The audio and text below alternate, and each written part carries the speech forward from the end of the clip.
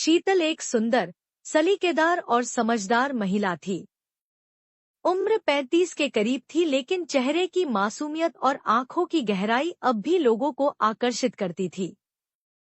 पति की मृत्यु को 7 साल हो चुके थे। वह एक छोटे शहर में अपने ससुराल के घर में अकेली रहती थी। ससुर सास दोनों चल बसे थे और बेटे की पढ़ाई के लिए वह उसे शहर के बोर्डिंग स्कूल में रख चुकी थी। एक दिन उसके घर के सामने रहने वाला अर्जुन, जो अब 23 साल का हो चुका था, अपने इंजीनियरिंग की छुट्टियों में घर लौटा। बचपन में अर्जुन अक्सर शीतल के घर आया करता था, उसे शीतल भाभी कहता था। लेकिन अब वक्त बदल चुका था। अर्जुन ने जब शीतल को पहली बार इतने वर्षों बाद देखा, तो एक अजीब सी गर्माहट दिल में महसूस की। शीतल अब भी उतनी ही सुंदर थी, पर आंखों में एक गहरा अकेलापन था जिसे अर्जुन ने साफ देखा। भाभी, कितनी बदल गई हैं आप, पर उतनी ही सुंदर भी, अर्जुन ने मुस्कुराते हुए कहा। शीतल थोड़ी झिझकी, पर मुस्कुराकर बोली, अब मैं भाभी नहीं, बस शीतल हूँ। उस दिन से अर्जुन रोज शाम को शीतल के घर आने लगा। चाय पीते पीते बातें होने लगी, हंसी मजाक बढ़ा और अकेलापन धीरे धीरे कम होने लगा। एक दिन बारिश हो रही थी। अर्जुन भीगता हुआ आया और शीतल ने जल्दी से तौलिया पकड़ा दिया। अर्जुन ने वही तौलिया ओढ़े ओढ़े कहा, अगर आप न होती तो शायद इस बारिश का मजा ही अधूरा लगता। शीतल ने उसकी आंखों में देखा और पहली बार उसे किसी पुरुष की तरह महसूस किया। वह घबरा गई, लेकिन मन कहीं अंदर से कुछ नया चाहने लगा। उस रात शीतल देर तक नहीं सो सकी। अर्जुन का चेहरा, उसकी आंखें, उसकी बातें बार बार याद आ रही थी।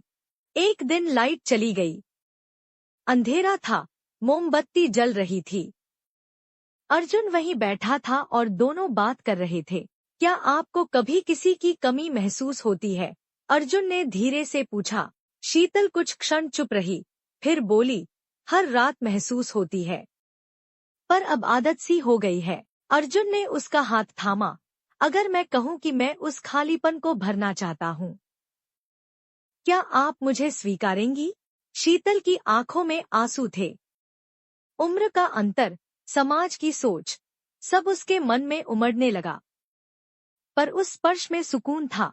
कुछ हफ्तों बाद एक शाम अर्जुन ने शीतल के लिए खाना बनाया।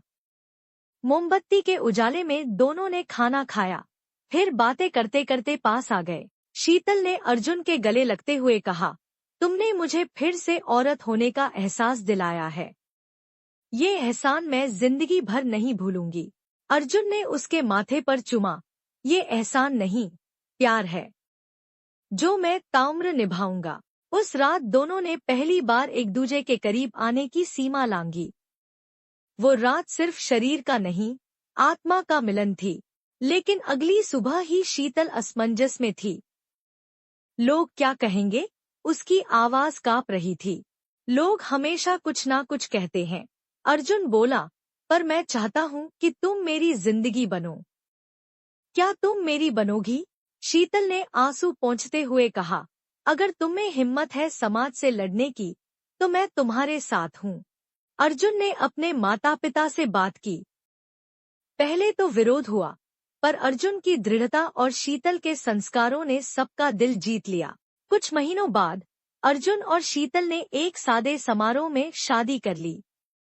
शीतल ने फिर से सजना संवरना शुरू किया और अर्जुन के साथ नई जिंदगी की ओर कदम बढ़ाया।